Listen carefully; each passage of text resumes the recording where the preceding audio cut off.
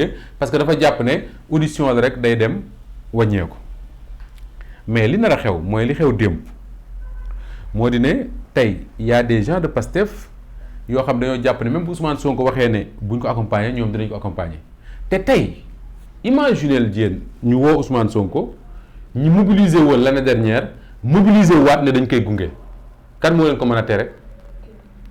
parce que ku permettre démb li am tribunal mënoo tere bu Ousmane Sonko dee dem wuy ji ay nitam gunge ko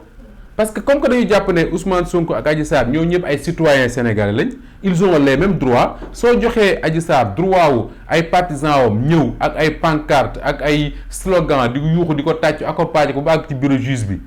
noonu nga war a permettre partisans Ousmane Sonko même bu ñu fekkee ne c'est des centaines de milliers ñu mobiliser wu dem gunge ko moo tax ma jàpp ne li xew démb c'est un précédent dangereux parce que dama yaakaaroon ne li doon arranger le juge d'instruction li ko doon gënal mooy mu def audition yëpp ci jàmm ak salaam kenn du mobiliser kenn du yëg sax ne ñu ngi def ay audition su ñu paree jël décision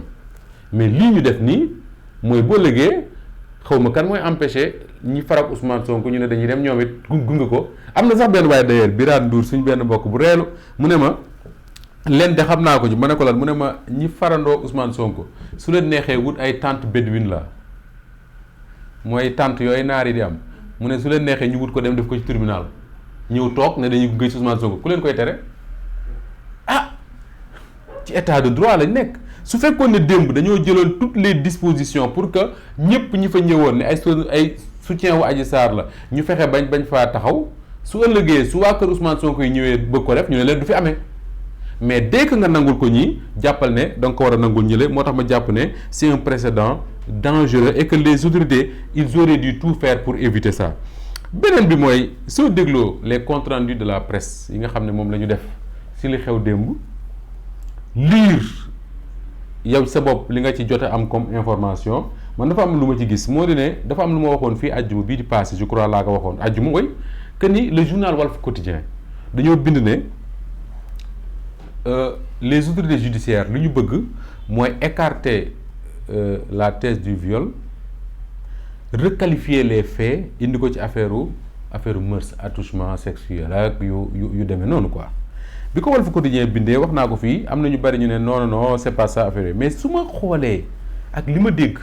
ak li ma jot a lire ci compte rendu yi nga xam ne moom moo jugee ci audition wu démb bi damay seetlu benn affaire mooy Diène waxoon naa fii ne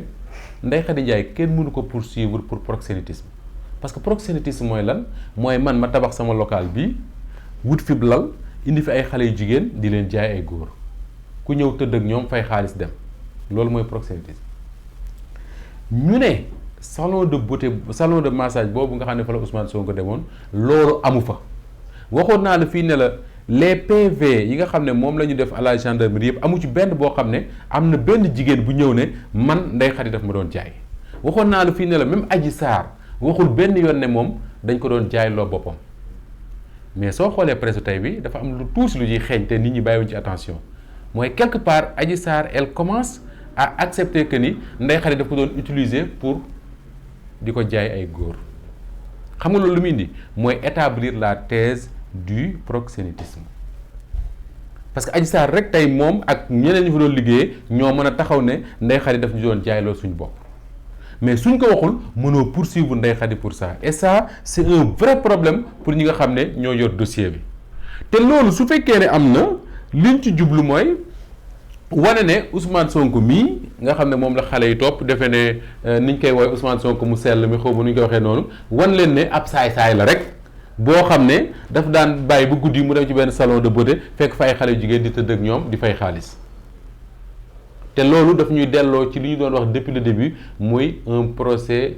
moral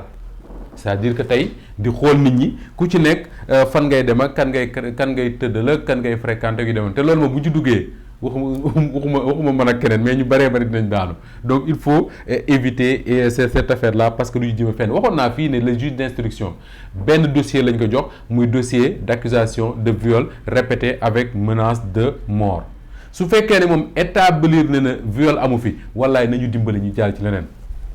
seeti ñan ñoo rey les 14 personnes yi nga xam ne ñoom ñoo faatu su établir rek ne moom li mu gis yëpp wan na ko ne jar nañu dem procès nañ dem procès pour affaire viol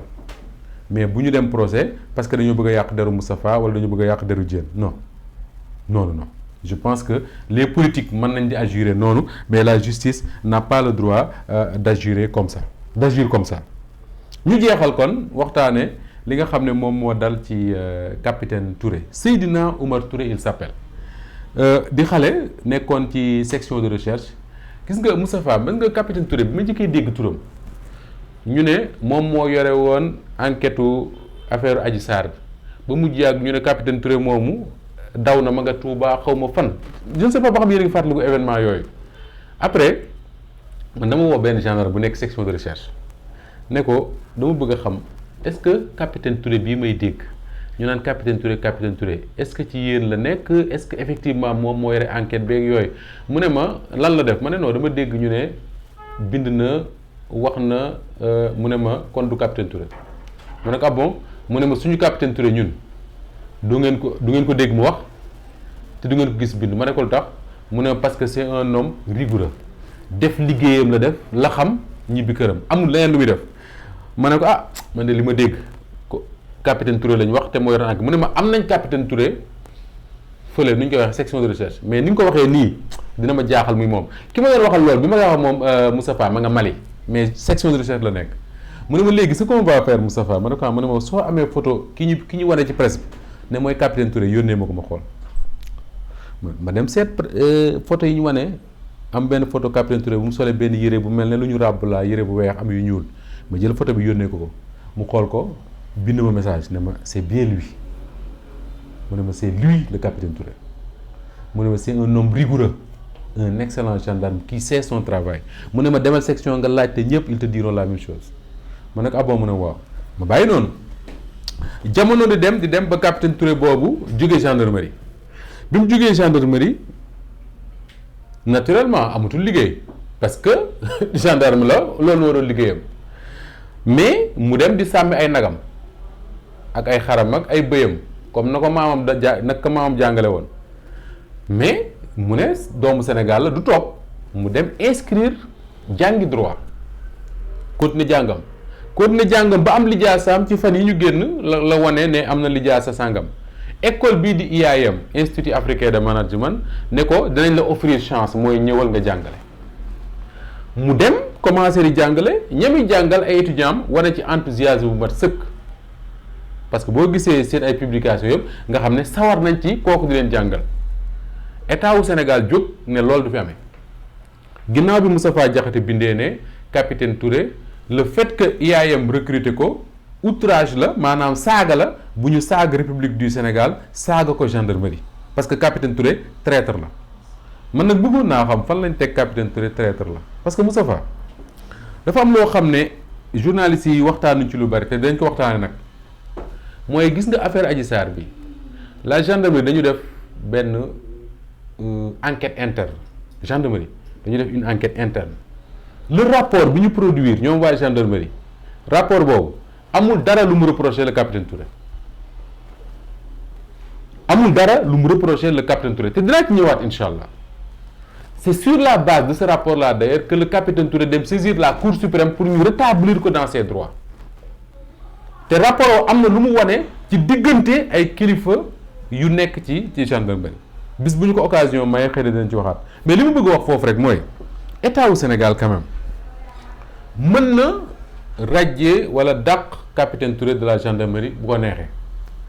mais mënoo ne doomu Sénégal amul droit recycler wu dem def leneen tey jii ñii ne ci prison yi ñu tëj ñii rey nit ñii violer nit ñii jaay yàmba ñii jaay ay faux billets leneen ak leneen ñooñu suñ leen yóbbu prison lan la ñuy wax dañ naan dañ leen a yóbbu ci maison d'arrêt et de correction cela veut dire quoi que dañ leen a bëgg redresser pour que bu ñu génnee mën a delluwaat ci société bi amal njariñ société bi mais capitaine Touré moom kenn attewu ko ba tëj ko kaso mukk amul nañ ko prouver fii kenn attewu ko ba tëj ko kaso amul benn tribunal ci Sénégal bu ko atte ba ne capitaine Touré mi traître la amul gendarme yi ñoo ko jëloon comme ni ñu koy defee ak seen ay éléments yóbbu ko fële ca mbaaw tëj ko fa pour 45 jours defe naa délai de xaw ma nu ñu koy sax xaw ma nu am nañu ko xaw ma nan de rigueur jàpp ko fa pour 45 jours ba mu ci génnee mi ngi doxi soxlaam mais kooku gan tooñ la tooñ gu war a tax ñu ne du liggéey ci réew mi gan tooñ la tooñ jaay trafiquant de faux billets yi ñu ngi fii suñ classe politique bi député trafiquant de visa mi ngi fii suñ classe politique bi ak yeneen ak yeneen ak yeneen ak yeneen donc au nom de quoi on doit dire que le capitaine Touré et puis li ci doy waar mooy capitaine Touré l'affaire bi nga xam ne moom moo tax lii yëpp dal ko moom concerné wu ko capitaine Touré accusé wuñ ko de viol capitaine Touré moom accusé wul de viol capitaine Touré moomul salon capitaine Touré du jëkkëru ko moom salon capitaine Touré dawul oto bu jëli Adji Sarr capitaine Touré du médecin du dara gendarme la bu ñu jox ab dossier ne ko enquêtal li lay war a sóori nañ bàyyi doomu jàmbur ji mu dem liggéeyam et am na lu mu conclure ci phrase am te ci texte am bi ma lire dem ci loolu lay conclure dafa wax ne moom daf ko wax ak ironie mais lu metti ci xol la parce que quitter section de recherche ak prestige bi section de recherche am nga quitter fa ak conditions yi nga fa quitter te mënoon fa def carrière bu mag parce que wax naa la ne xale bu ndaw la capitaine Touré mën fa def carrière bu mag carrière boobu léegi xañ nañ ko xaw ma dina ko mën a amaatam déet mais xañ nañ ko mu dem jàngi def effort bu ma deful man mooy dem jàngi ba am diplôme am dem commencer di jàngale am ci yaakaar non pas parce que da ciy jëlee lu mu dundal njabootam mais au moins dina mën a exercer sa passion dina utile à la société nga ne ko doo fi amee mu bind benn affaire mu ne léegi day leen rek moo ma dese maa ngi dellu sàmmi sama nag yi ak sama bëy yi ak sama xar yi te di yaakaar ne duñ ñëw ne ma amoo droit sàmm ci suuf si parce que état bee ko moom wala sax ñu ne yàlla ji bu mu taw foofu mais réew bu tollee foofu garaaw na état du soxarante jiit du soxarante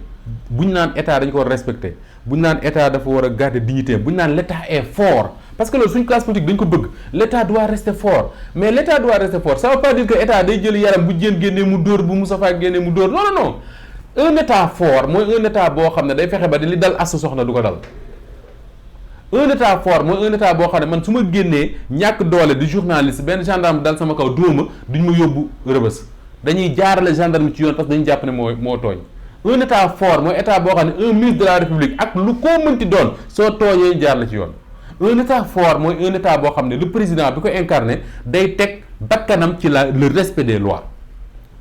da ci war a teg bakkanam mais bu ñu nee l' état est fort mooy lan mooy état buy génne ay policiers ci mbedd mi ñuy sànni nit ñi ay lacrymogènes di dóor nit ñi loolu mooy un état fort non c' est pas un état fort te pour prouver que ne c' est pas un état fort quand de jeunes sénégalais ont décidé au mois de mars de l'année dernière que ni dina jàkkaarloo état bi defanteeg moom nu ñu mujjee ku reculer état moo reculer donc cet état là n' est pas fort su doon un état fort dina def loo xam ne jeunes yooyu du ñu soxla génn ci mbedd mi. ku tooñ même boo tuddee Ousmane Sonko nga tudd Idriss Seck ci wala Macky Sall dina la jaar ci yoon te dara du yëngu c'est ça un état fort dañ naan dafa am benn waay bu moo ko mës a wax mu ne ma bi Trump doog a falu ma ne ko Amérique def nañu erreur nag parce que Trump mi ma gis dina jaxase seen réew mi doog a dem mu ne ma l' état américain est tellement fort que ni waxuma la Trump bu ñu faloon ab dof sax mënu ci dara. parce que l' état est tellement fort tellement organisé que ni le président mënul def loo état bi lu mu bëggul def mais ñu suñu état bii Macky Sall di leen rek la mënul 5 heures jot mu ne jant bi sona dog leen mënta soloo jant bi mais lu dul loolu lu mu bëgg ci réew mi mën na ko loolu bu bëgg mën na ko xanaa kay day am rus wala mu ne lii moom du ma ci yegg mais bu ko neexoon tey jii ñun ñii duñ fanaan loolu nag c' est pas un état fort pour man ça c' est un état faible. mi ngi noonu loolu lañ amoon tey pour waxtaanee ak yàgg tey malheureusement coupure bi moo tax ñu reprendre ci lu bari ñu ngi ciy jéggalu di sant bu baax mbokk yi nga xam ne ñoo ciy ànd ak ñun vendredi bu jot depuis ñu commencé woor ba léegi tey mooy ñaareelu vendredi bi koor nag loolu moo tax mu neex ñeenti àjjuma ngay wàññi ñu sant Njaay yëpp seen affaire baax donc c'est très bien comme ça ñu ngi leen di sant di leen gërëm bu àjjuma ak jàmm incha allah dinañ fa dajawaat defaat beneen waxtaan di gërëm toute l' équipe vraiment bi nga xam ne ñoom ñoo ciy gunge parce que ñoom ñooy neexal waxtaan bi muy Daawur Diène ak ñëpp ñi mu àndal mbokk yéen tamit jërë ngeen jëf bu àjjuma ak jàmm incha allah su ngeen julee tisbaar ba pare rek ñu dajawaat fii di waxtaane waat actualité réew mi ak ñi nga xam ne sax ñoo ne ci yeneen réew yu mel ne Chine Argentine Grèce Italie France nga xam ne ñoom bokk ñoo ñun ay heure mais ñu ci nekk su ma tardé sax dañ may envoyé ay message parfois naan ma lu tax commencé gu leen ba léegi ça veut dire que li ñuy waxtaane fii intéresse na leen lu ci jub nag yàlla borom bi la neex lu ci dëng matadik Moustapha Diop la ñu ngi koy jégalu bu baax ba àjjuma ak jàmm incha allah